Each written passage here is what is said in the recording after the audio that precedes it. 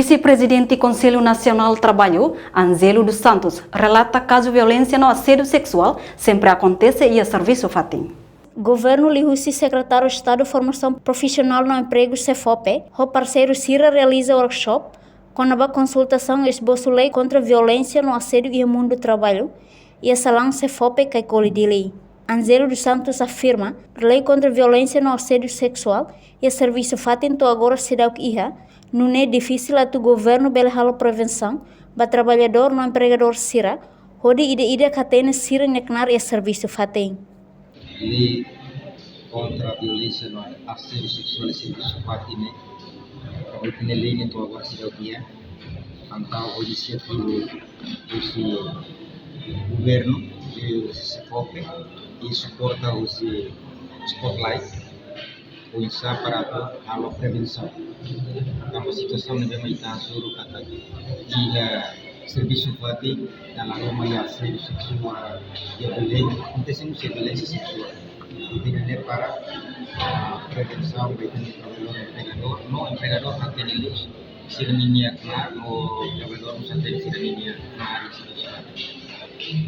Agora caso a mediação né caso né sempre assim e to agora harus né a mediação do ini total negosiasi begini agora caso né quer e também o caso né aconteceu lá dentro media específico com a bala sério e o mundo trabalho né dalam rumah segi halimar kami tengah ini agora sem lá ini maka caso específico ini segi kita compara direito a disputa ini no Brasil.